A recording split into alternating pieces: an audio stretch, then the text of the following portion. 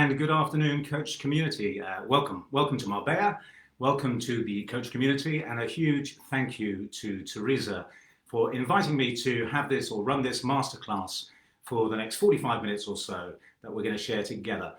If you'd like to ask questions, please do so. Please put the questions in the chat.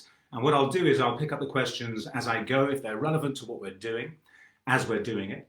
And if not, what I'll do is I'll save those to the end of the masterclass, and then we'll pick them up and we'll answer them then. So we're going to walk through, in the next sort of 45 minutes, some very useful ways of looking at coaching and how we can have the maximum impact from our coaching so that we can benefit our clients, which of course is what it's all about. And I'm going to start with accreditation and what that means, and why would we want to have accredited coach training? Why would we want to go and have accredited coach training? After all, coaching is an unregulated industry, and you don't need to have an accredited certificate to be able to do it. So why would you do that? Why would you spend the time?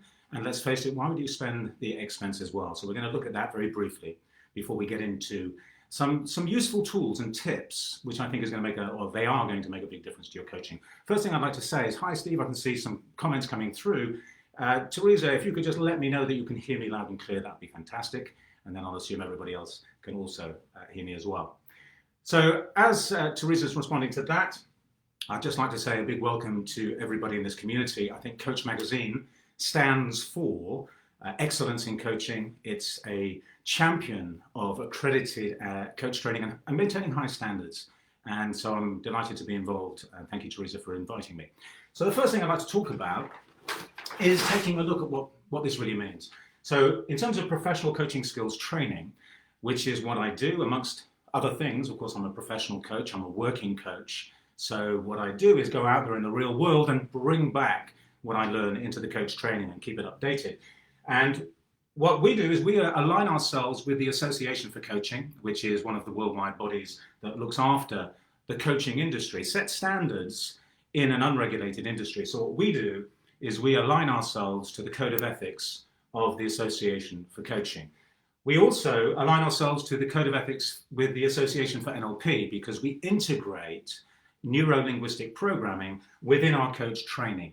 And the reason why we do that is because NLP contains some of the most powerful tools for communication and understanding, which is really important for a coach, but also some of the most powerful tools for change. And let's face it, coaching is all about change. The person comes in where they are and they want to be somewhere else. They want to achieve whatever their goal is and whatever they're currently not able to achieve. So all change is where you are, where you want to get to, and how do you get from one to the other.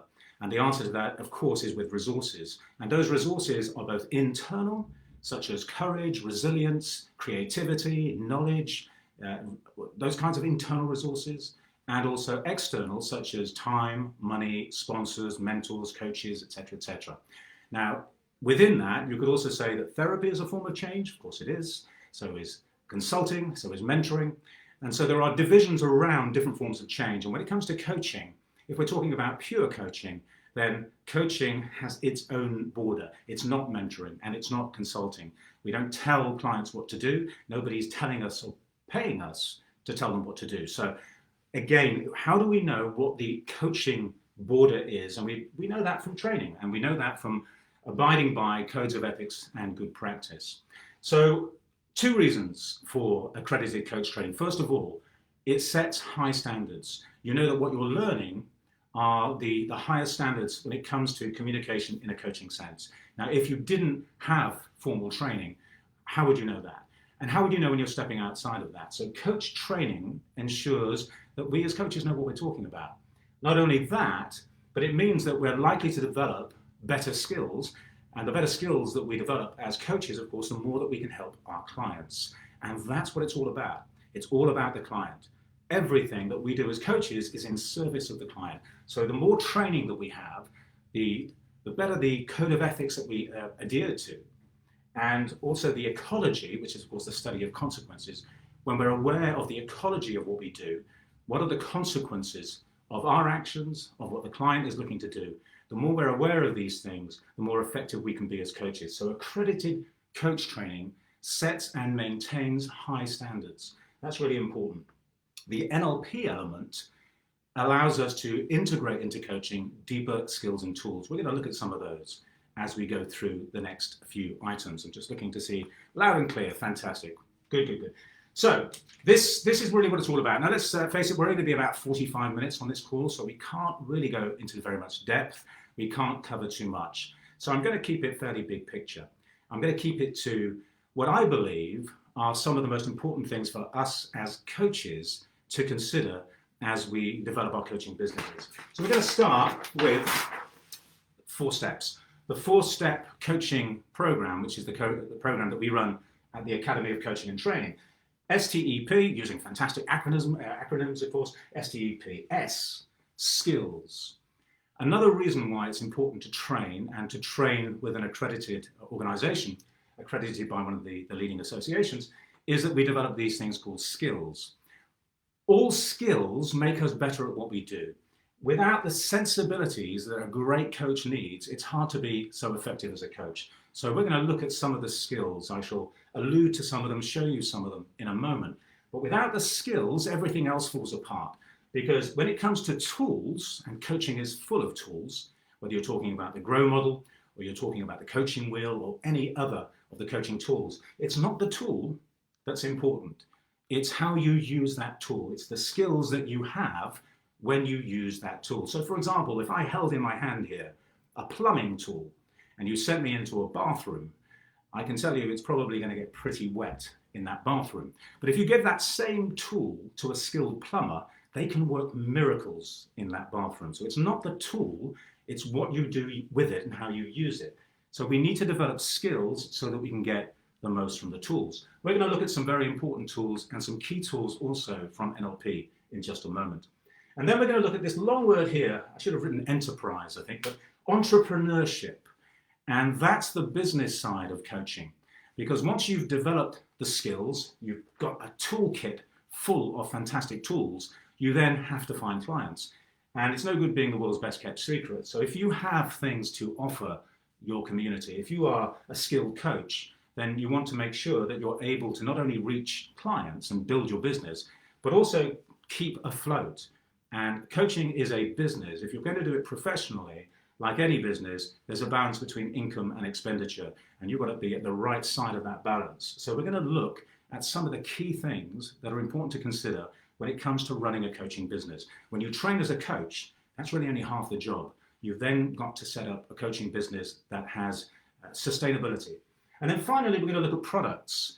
Everything you sell is a product. Your one-to-one coaching is a product. Your coaching sessions or packages, package of maybe 3-month package, 6-month package, 12-month package, whatever it is, they're all products. And how do you brand those products? Because if you're selling the same things as everybody else, then you're in competition with everybody else. And people can get what you're offering anywhere. But if you have branded it, and if it has a distinctive outcome that you are able to offer to your target market, then what people are buying is you and your product. So we're going to look at products because, again, when it comes to entrepreneurship, that's a really important thing to consider when you're a coach. Now, coaches want to help. And the number of coaches that I meet when they come first to training have a great desire to help. And if they haven't come from an entrepreneurial background, then when it comes to the subject of money and running a business, they're a bit lost.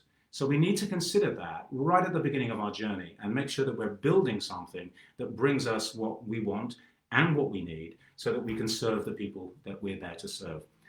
So the 4-step program, skills, tools, entrepreneurship, and products, for me, they are essential in coach training together. So coaches start off on the right foot. So let's take a look, first of all, at some of the most important skills. Now, I trained in NLP many years ago. I trained with John Grinder, who is the co-creator of NLP, along with Richard Bandler. And John Grinder, I've heard him say it so many times, make sure the usual suspects are in place. And this is absolutely crucial. And what the usual suspects are, in this case, not the film, but these things here, first of all, calibration. And calibration is awareness.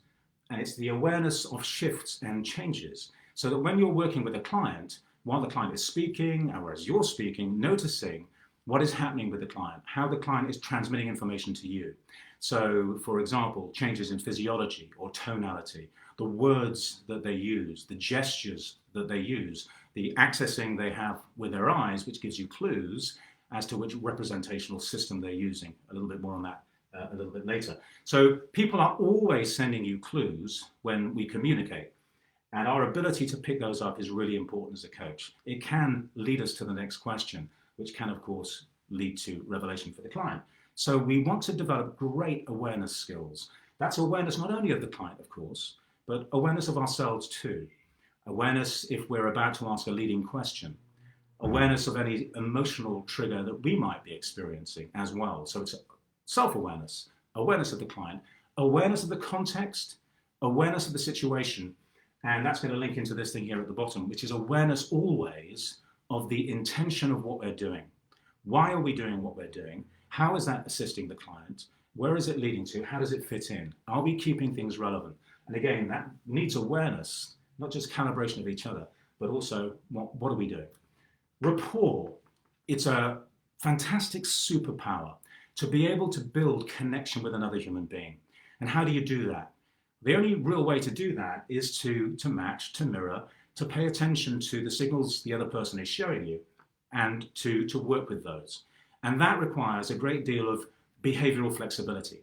So connection is about behavioral flexibility. It's about finding the connection points with the other person, the harmony. And when you have a relationship which is built around harmony, connection, and understanding, then what tends to come from that is trust. And what's really important about trust, it's not just about the client trusting you, it's also about the client feeling comfortable enough to begin to trust themselves. Because when they trust themselves, they're then able to open up, and that's where real revelations can come. So rapport is an absolute superpower. And rapport and calibration come together. You need calibration to build awareness to be able to know what to build rapport on. All the greatest communicators are great at building rapport. Great communication involves us, the communicator, being flexible to find ways of resonating with the people that we communicate with. So these two are absolute superpowers. And when I talk to many people as I'm training coaches, they seem quite obvious. And so people tend to think, yeah, fair enough. But actually, the key to great coaching lies in the simple core skills. The key to advanced communication skills lies in the basics. These two things are incredibly important. So make sure the usual suspects are in place, calibration, rapport, and then your state. What state are you in? Your state is how you are in any given moment or time.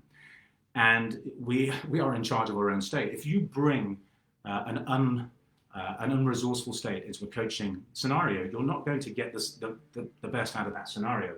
You're in charge of your state. It's your responsibility to make sure that when you step into the coaching room, that you are in the best state to be able to serve your client. So whatever you're thinking, whatever you're feeling, you have to be able to shake that off and put yourself in the prime and optimum state to be able to work with your client. That's a coach's responsibility. It's a skill. There are lots of different ways of doing that, but you have to do it if you're going to be serving your client. Calibration, rapport, your state, and this key word here, never forget this, intention. Everything must be governed by intention. Why are you doing what you're doing? What is the client's intention? And what's the intention of the intention? So by the client achieving what they're looking to achieve, what does that enable them to do? The intention beyond the intention. Because what this does is it allows us to make sure that everything that we do is relevant.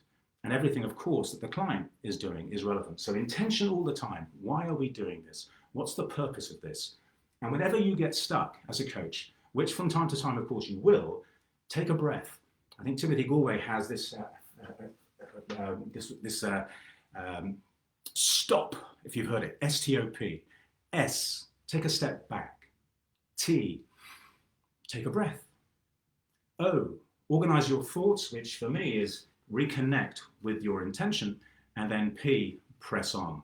So whenever you get perhaps a little bit lost, which you will, just stop, take a breath, reorganize, and then continue. But reconnect with intention. And another thing I'd like to say about intention, it's like popcorn. You put a bag of popcorn in a microwave and it explodes in every direction. There's a huge amount of energy going off in every direction. And because the energy is going everywhere, there's no net movement. But if you were to align exactly the same amount of energy in a particular direction with a purpose, then that energy, the same energy, becomes like a jet engine. And that then produces great movement. So intention is everything. And when I watch some coaches struggle, I just say, go back to the usual suspects: calibration, rapport, your state, and connect with intention. Make sure you're following intention. So the usual suspects. I often throw, as my students will tell you, some of them might be here on the call, that I'm always saying, make sure the usual suspects are in place at the beginning before you do anything. That's a personal responsibility of a coach. Now, the next thing I'd like to show you is, for me, something that was absolutely transformational when I was doing my training. And it's called NLP epistemology, which is how we know what we know. And every one of us experiences the world outside and then interprets it, and we respond to how we've interpreted it. So this model here is an absolute game changer. So we are always experiencing situations and contexts. Excuse me for my back to you for a moment. So we're always experiencing situations and contexts. Now we get the external world inside and we filter it. And we all filter it through a process of deletion. This is probably too small for you to see, but I'll tell you what it is. Deletion, distortion, and generalization. Lovely pen sounds there just to keep you paying attention. Deletion, distortion, and generalization. Every one of us has to delete, has to distort, has to generalize. And the interesting thing is we're all deleting, distorting, and generalizing different things. So depending on my intention, what is it that I'm seeing? There's over 2 million bits of information hitting me every second. I can't process all that. I would go crazy just standing there processing. So I have to delete some information, pay attention to others. I distort stuff. So I see something and I give it a meaning. So for example, you can't see it here, but there's a table. Now I might think that's a beautiful table. You might think it's an ugly table. The fact is it's a table. It doesn't have meaning. We put the meaning on it. And if you think it's an ugly table, you'll respond accordingly. If I think it's a beautiful table, I'll respond according to that. So our deletions, our distortions, and our generalizations change what our situations and contexts mean to us. If 3 of us went to see a movie in the cinema, one of us might love it, another person might hate it, and another person might be somewhat indifferent. Now, it's the same external experience, but what changes it is how we interpret it. So these deletions, distortions, and generalizations include things like our values, how important something is to us, our values, our beliefs, what something means to us, will change the nature of what we see, how we interpret it. And there's a whole bunch of other things here, which we won't have time to go into now, but generally speaking, we're deleting, distorting, and generalizing. Things such as our values, our beliefs are impacting that. And what it creates is our map of the world. This is what the external situational context means to us. And every person is responding to this, their map of the world, and not the external situation. So when I'm coaching, the first thing I want to understand when my clients come to see me is, what is this client's map of the world? How do they see things? What do things mean to them? How are they interpreting what's going on in their environment? Now, when they create their map of the world, how they feel about a context, that's going to determine, Siri jumping in there, that's going to determine how they feel. So if I experience something and I'm interpreting it in a way that I feel intimidated, I'm going to feel intimidated. If it's something I find very positive, I'm probably going to feel quite good about that. How I feel affects my state. And our state is how we are in any given moment. And my state is going to show in my body, in my physiology. So if I'm feeling excited, you'll see that. If I'm feeling a bit miserable, you'll see that too. You'll probably see that gravity is getting hold of my body. If I'm feeling a bit down, it's even in the language. So what's important about this is our state determines our performance. It also determines how we learn and the decisions that we make. And our performance, of course, determines our results. And so this process here is absolutely critical. So when I'm working with my clients, I want to discover their map of the world. And I want to see how their map of the world is creating the situation that they find themselves in.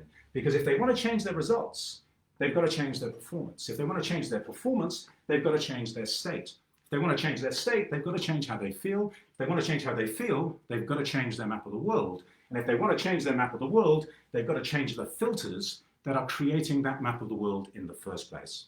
And when it comes to things like values and beliefs, they do shift and change, especially beliefs. So is it the way that they're looking at the situation that's causing them difficulties? Is it creating blocks and barriers? And once I know what my client's map of the world is, then I can begin to start to help them. I want to understand before I prescribe. So this model here helps me hone in right at the very beginning that what I want to do is get to know the client. I want to build rapport with the client. I want to understand what their map of the world is. And one way I'll do that at the beginning of a coaching relationship, if we're working on career, for example, I'll say, give me an example of your career. How's it gone from when you started working? Give me an example of some of the highlights and maybe some of the challenges.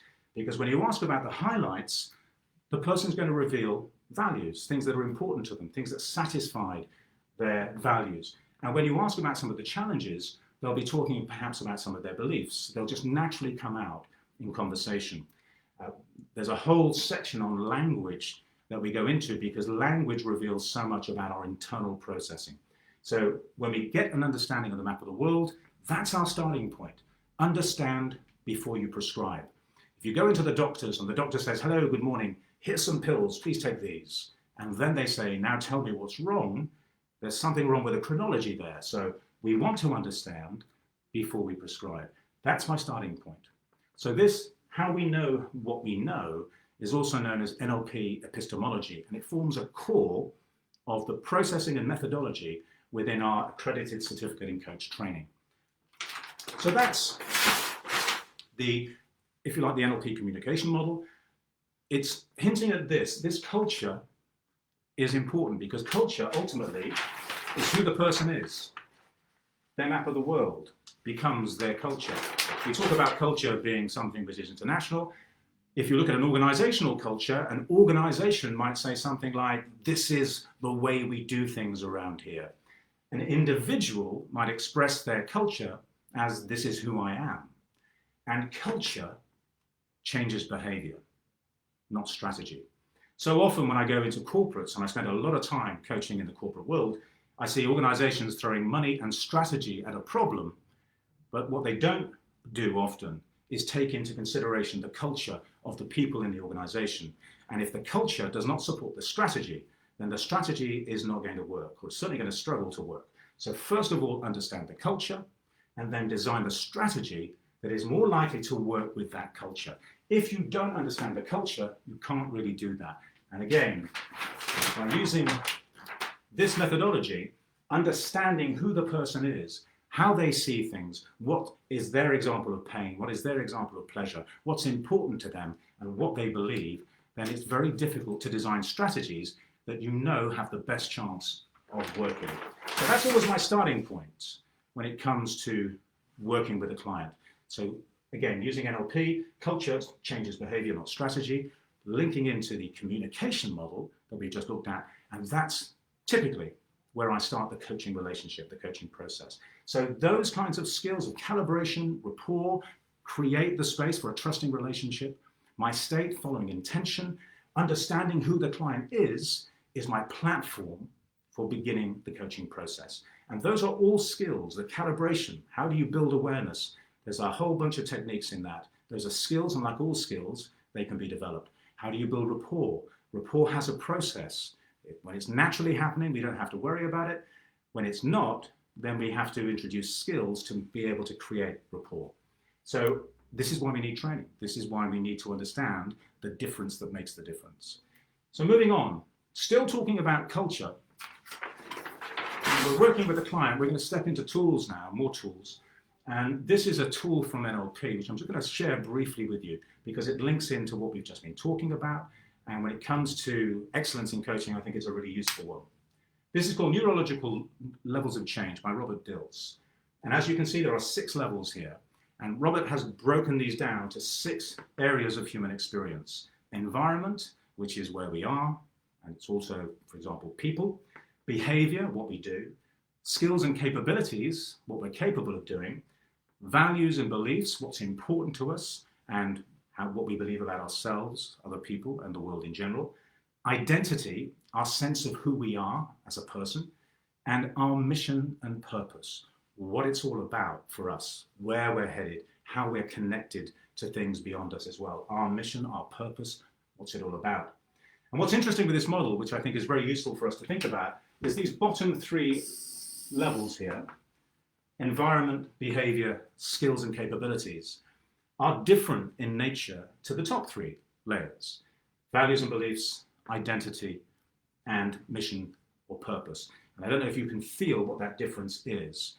These are very much external. These are very much more tangible, very much more transactional. And these levels here are much more internal. These are what we call transformational levels. Robert Dilts calls these bottom 3 levels here small C coaching, and all 6 levels big C coaching. The bottom 3 levels are transactional, much more about strategy. And strategy is fine, but if you want long-term change, strategy also has to be supported by culture. And the top layers here, transformational. Changes at these top 3 levels will impact and change the bottom 3 levels. And what's interesting is, if you have a behavioral issue, let's say somebody is notoriously late for work, and you say, get to work on time. In other words, you're working at the level where the problem is showing itself. Chances are the next day that person might be at work on time, but next week they fall back into the same old pattern. It's not a behavioral issue. They have the ability to get to work on time, but if they are still late, where is that coming from? It's not coming from where it's showing. This is a symptom. And actually, if we want to change that, we want to understand what's driving that behavior. And what's driving that behavior is likely to be something up here. Values, maybe the job that they're doing isn't important enough to them. Maybe something else like lying in bed and pulling the sheet over their head is more important to them. Maybe they don't believe enough in what they're doing, in their own abilities there. Maybe that is lowering their motivation, which is resulting in behavior. Maybe they just don't see themselves in that job, or it's really got nothing to do with what they're truly all about, what their life is really all about. So their motivation level may be low. In other words, something up here is driving this behavior down here. When we understand what this is, we can work with that. We can look at what that is. Something to do with their values, something to do with their beliefs. And if the belief, for example, is a block or barrier, then we can look at examining that belief so that the client can, if the client wants to, and if it is in alignment with what the client wants, get over that barrier, get around that barrier by changing the way that they look at the issue. Wayne Dyer, change the way you look at things, and the things you look at change. So changing beliefs, changing perspectives. This model is very, very useful for understanding what could be leading to issues that we might have in a different area. So neurological levels of change, very, very powerful. Robert Dilts. Any questions about that model, just drop them in there, and we'll look at those in a moment. Just want to move on now to STE of our 4 steps, E, entrepreneurship. Now this for me is a critical area, and I can tell you as a professional coach, I can tell you as an entrepreneur, as a businessman, that without this, we're not really going anywhere. So how do we run a successful business? There's so much in this. We certainly don't have time to go into any depth, but these little things here will make a difference. There's a lot more. 4 Ps, and this is to do with anyone who's in business might know about this. 4 Ps, we're talking about product. What is your product? How is it different to somebody else's? What solution does it solve? Why is there a need for your product? What makes your product different from somebody else if it's in the marketplace? What makes your product different? That's product. Price. How much are you charging for what you're about to deliver? very interesting. Whenever I ask coaches at the beginning of their coaching journey, how much do you think you charge for your coaching? It's very, very interesting to hear the responses. And then when you start putting it into a spreadsheet, it becomes interesting to see actually, what's the value of our coaching? And that changes over time. People tend to value what they're doing, their time, their expertise, much, much more. And people buy on value, not on price. So price, how are you pricing your product, your coaching, your packages, whatever it might be? Your product also, by the way, might involve passive income products. So you might have noticed that you're probably bombarded with things on Facebook and the like, where people are offering online courses, which effectively are passive income streams for those people. I have online courses, I have passive income streams into my business. I think it's very important that if we're able to provide solutions that don't involve us, which are quality and value solutions, of course, then this can add additional income streams into our business, something very, very important for professional coaches to think about. Again, price. Are you pricing at the top end, the middle, or at the bottom end? Why? What's the justification for that? Why would you price at the bottom end? What's the rationale? Why are you pricing in the middle? Or why are you pricing at the top? If you're pricing at the top, what's the USP? What's the differentiator? Thinking about how you price that product is crucial in the marketplace. If something's too cheap, there's often a perception that it's got no value. Again, we want to be thinking about things like that. Pricing is a sensitive thing which requires plenty of thought because it's an important aspect. Product, price, place. Where do your clients hang out? Where are they so that you can put yourself in front of them? So, for example, in the old days, we'd stick notices on cork boards. I suppose you still do that. But nowadays, of course, I'm just reaching down here. I'm sure one of these things is not terribly far away from where you are right now. So most people have access to that. That's a shop window, mobile phone. When we talk about things like Facebook, I hear all kinds of things about marketing, about Facebook. It's dead, moving on, etc., and yet it's still one of the most effective ways to market what you do. So, for example, do you put your ad on Facebook? And if so, how do you define that market so that you're hitting your target market? Are you a niche coach? Do you coach in a particular area? Where do those people go? What groups are they members of, for example? How would you reach them through the defined targeting within Facebook to make sure you're in front of your target audience? Makes a big difference. Like reading a newspaper, everyone's reading a newspaper, they're not all looking for what you do. But if you target specifically into a niche group, then everybody will be interested in what you do, and that's a big differentiator. So what's the place? Where do you hang out? Where do you put your stuff in front of the people who are likely to want the solutions that you offer? And then finally, product, price, place, and then promotion. Another argument for being a niche coach, and that's a different subject, should you niche? I've heard all kinds of things around there. Niching undoubtedly means there's less competition. Niching undoubtedly helps you develop an expertise. If there's only one thing that you do, you tend to do that very well. You become an expert in that very quickly, especially if you author a book or something like that. Talk about that in a moment. Then that can also elevate your credibility to your group. And if you're in a niche, then that could lead to more business. So how do you promote yourself? And if you're in a niche, it means that the language that you use to promote yourself can be very specific so that it resonates with your target audience. If you work in a niche, you will typically understand the kind of problems that people in that niche tend to face so that you can design solutions for that. Multiple solutions, because again, you can build different products, different packages. So product, price, place, promotion.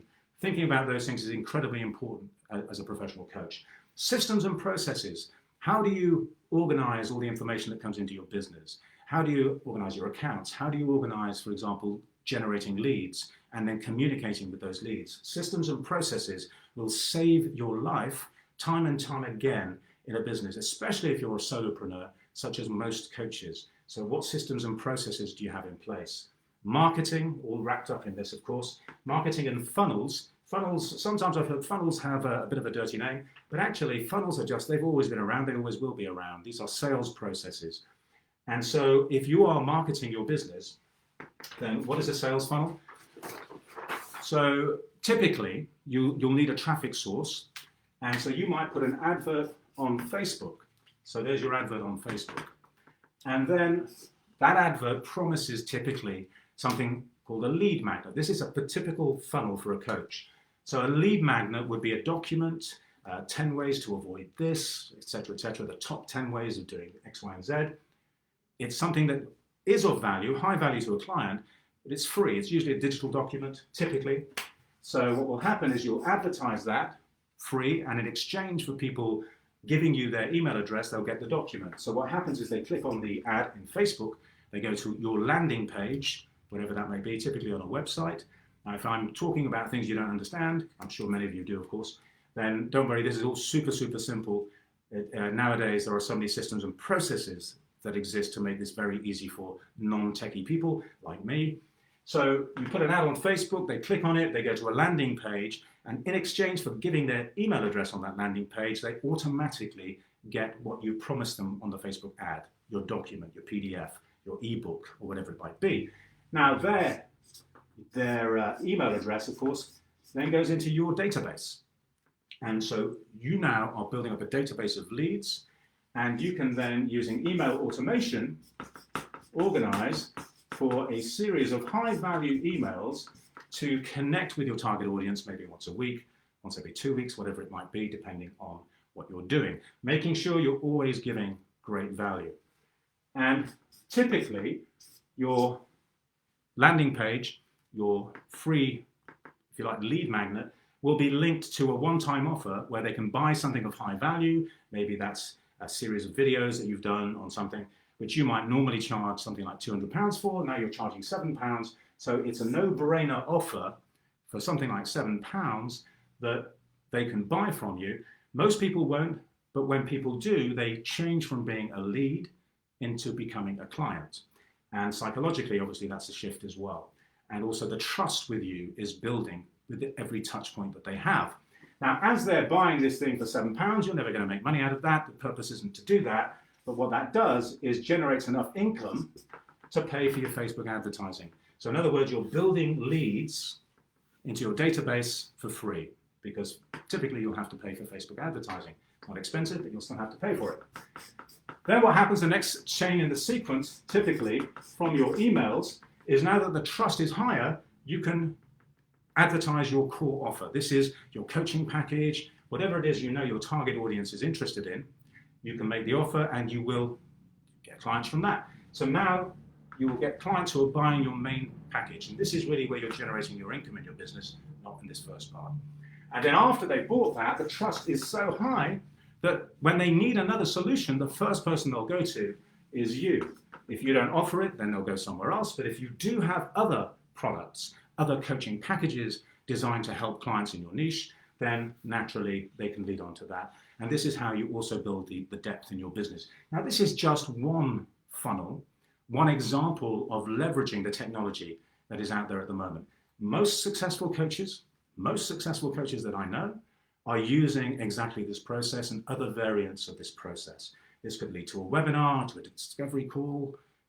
Then, of course, you get on the phone and you can see if you can serve the client and turn them into a client.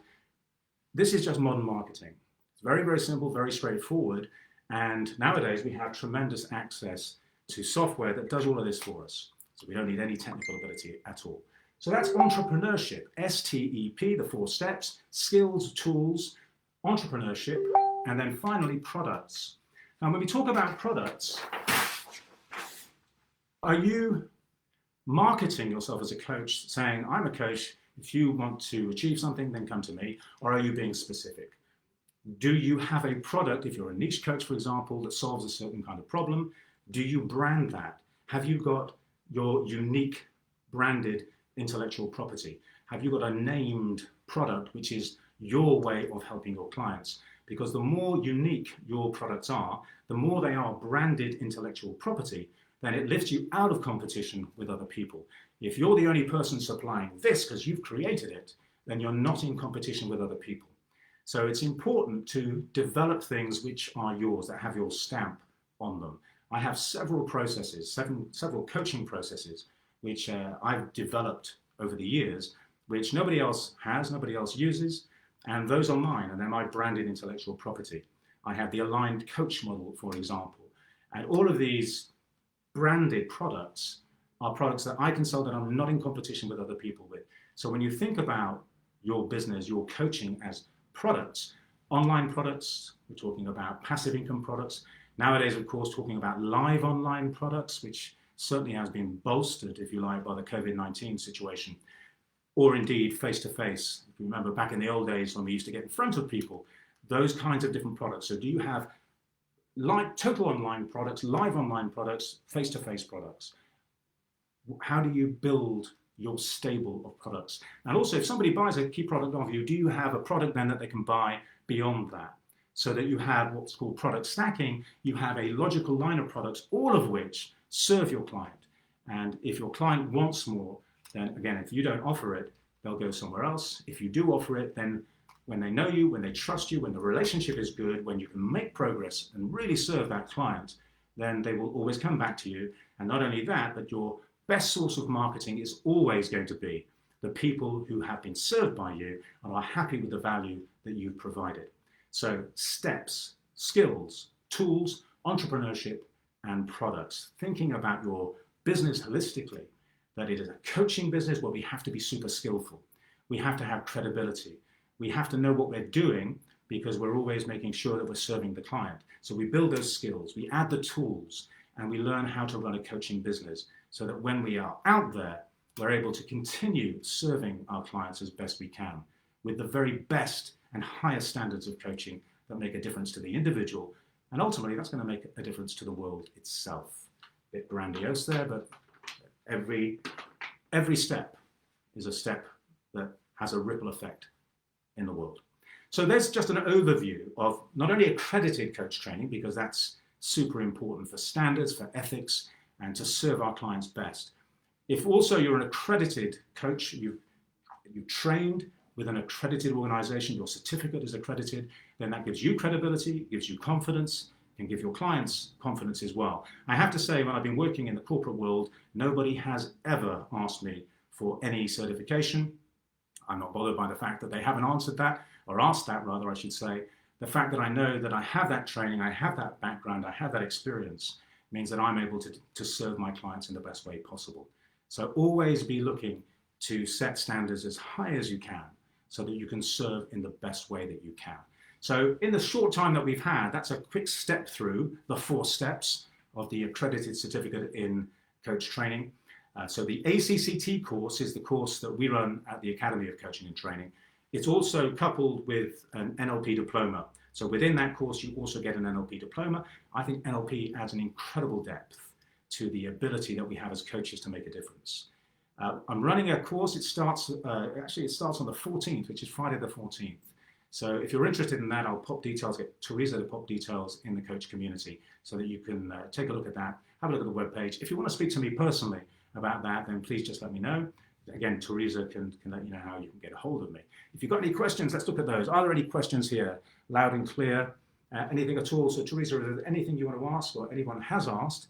If you want to drop it in here. Hello, Maz, all the way from the United States.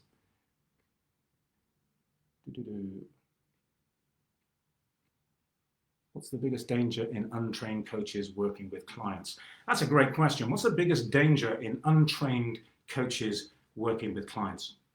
Coaching for me is primarily about elicitation. You're learning about the client, and then you're working with the client, helping the client achieve what they want to achieve based on who they are and what they want.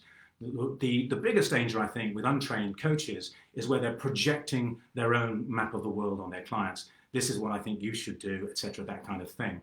Now, we're not in their world. We don't know what they should do, and we don't understand what their world is. What we want to do is get to understand the client, make sure that we understand things from their perspective, what things mean to them and what they want, because it's not about us. Coaching is not a place for ego. Coaching is about the client. We're there to serve the client. And I think one of the biggest dangers is coaches projecting their stuff onto clients and therefore not serving the client, really serving themselves. It's about the client, it's not about the coach. I think that's probably the biggest danger. And then, of course, we might step into things like, actually probably, even bigger danger, stepping into things like therapy if we're not able to understand or recognize that what the client possibly needs is therapy and not coaching, and some amateur therapy, which is obviously never a good thing. So not knowing really where the boundaries are, not knowing when we're projecting, when we're pushing a client in a way or a direction that the client doesn't want to go, When it becomes more about us than the client, I think there's a big danger there. When we're just projecting advice, coaching isn't about what we would do in their situation. We're not in their situation. So I think that those are some of the things which are the biggest challenges. Some think it's just a piece of paper. So some people think it's just a piece of paper. I can do what I'm good at without training. Well, the thing is, you only know what you know. One of my favorite quotes is Mark Twain. It's not what you know that gets you into trouble. It's what you know for sure that just ain't so. And again, if we don't get other perspectives, if we don't look at or gain knowledge from experienced people, then we don't know what we don't know. I think there's a big danger of not serving the client because we don't have the skill set, but we think we do. So it's not just a piece of paper.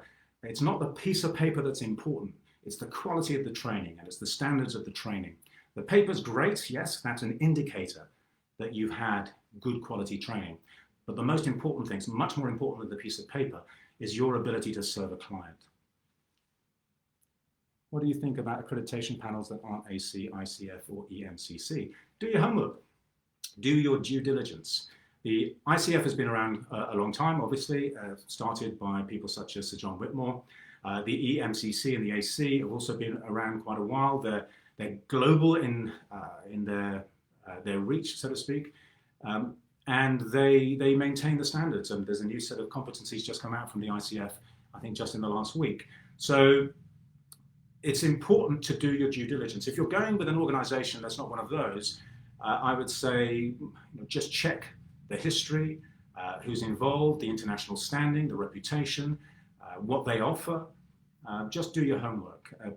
And again, you can't go wrong with the AC, the ICF, or the EMCC. There are some other organizations out there, but again, do your due diligence. Do your due diligence. Good. What else? Anything else? We've probably got, I don't know, maybe another 5 minutes or so. So any questions, throw them at me now, or forever hold your peace. Not forever, of course. You can drop questions into the coach community. That's also available. Thank you, Steve. Big area of confusion, people looking for training. Yeah, and again, the thing is, when it comes to training, there are organizations, coaching's only been around about 40 years, 50 years or so. It's not that old as a profession such as it is now. It's still a young profession. So if you look at where it came from, Timothy Galway, Sir John Whitmore, these are the people who've really been instrumental, and there's a lot of other people, of course, but if you follow the progression of these people, the ICF, the AC, the EMCC, if you look at some professional coaches who are doing well and also members of those organizations, why not also model them, see what they're doing, what have they done to build their businesses, to the programs. Maybe if you look online, you'll see lots of great coaches working. You'll also see some coaches where you'll notice maybe a lot of coaches are leading, projecting. Get a feel for what it's truly all about. And remember that what's really important is we all know what we know, but we don't know what we don't know. And we grow and develop by getting different perspectives, by listening to how other people see things or do things, and then updating our own maps if what they're doing is more effective, if it's more ethical, etc., etc. You can't tell those things if you don't look, if you don't ask, if you don't see what else is out there. If you just believe your own publicity, then I think for any of us in any field, in whatever it is, not just coaching, I think there's a danger there. Well, that's why we have coaching supervision, so that we can bounce things off our coach supervisors. That's why we have networking groups. We want to learn from other people. That's how we grow and develop as human beings, and especially important as coaches too. What do you love about coaching? I love positive change. I love seeing people overcome blocks and barriers. I love seeing people overcome limiting beliefs, which, I mean, they're not really real anyway. Beliefs are beliefs, facts are facts. And therefore, if we look from different perspectives and begin to genuinely exercise more control over our mindset and how we interpret the world in a more positive way, then that takes away blocks and barriers. I believe we're all walking around in the prisons of our own mind, and we've all got the key. And when we can ask ourselves the right questions, when we can look to discover what else things could mean, then we begin to find freedom. And I think that's one of the most powerful things in the world. And when I see people grow and develop and achieve when they thought that they couldn't, and then blow away those barriers and move forward in their lives, there's nothing more exciting than that. Any more questions at all? We're just about at the end of the time that we have now. That's obviously quite an abridged understanding of where we come, the philosophy that we come from at the Academy of Coaching and Training. If you're interested in training, if you're not a trained coach and you'd like to get accreditation, or accredited certificate, I should say, then do come along and have a look at the website, which is well, actually, Teresa can give you the website address. Maz, all the way, how is 5G going to impact coaching? Can we coach a machine? Rise of the emotional intelligence at the workplace here. Well, there's something, one of the things that is very important to me is advertising needs the generalizations. If I know 85% of people think in a certain way, I'll target my advertising to that because you know what, I'm going to make money. But if I'm working with an individual and they fall into the 15%, then I'm not working with them at all. I'm working with the generalization. So what worries me about things like that is that whenever I'm coaching an individual, I'm not using any generalizations. My thing is, I don't know you, teach me about you. When I know you, then I can begin to help you. And that's all about the individual. It's not about the generalization. Now, I think one of the keys in life is to understand where it's okay to generalize and where it's not. And when you're working one-to-one with an individual, I don't believe it's okay to generalize at all. I want to know who that person is, what their pain points are, what their pleasure points are, what's important to them, what they believe, what they don't believe, how they make sense of the world that they're living. And that's about them, not about people like them. So therefore, when you talk about machines, let's see. I mean, who knows where technology is going, but that level of understanding, that level of calibration, that level of human unconscious connection that we get these instincts is something I think is very hard for a machine to ever replicate. But we'll see. I don't know. At the moment, nothing beats just being fully present. The greatest gift that you can give another human being is the gift of your presence. Nothing really beats that. So, that's my thought on that, Maz. Good. Any more questions at all before we then bring this to a conclusion?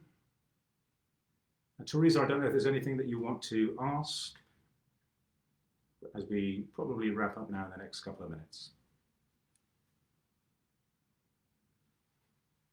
Well, I hope this, as a summary, then I hope this has been useful. This is an overview of what I believe is important about accredited coach training, and that's about standards more than a piece of paper.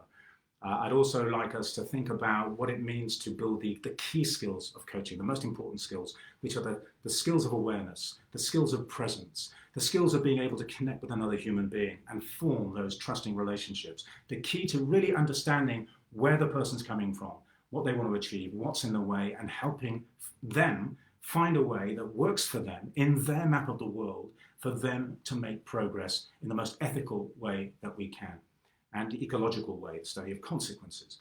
And as long as we're doing that, as long as that's where we're coming from, as long as it's all about the client and we're there to serve the client, we're in the right direction. And the more skills that we develop, the more time that we do it, the more instincts that we develop, the better coaches that we will be to move from average to good and from good to great.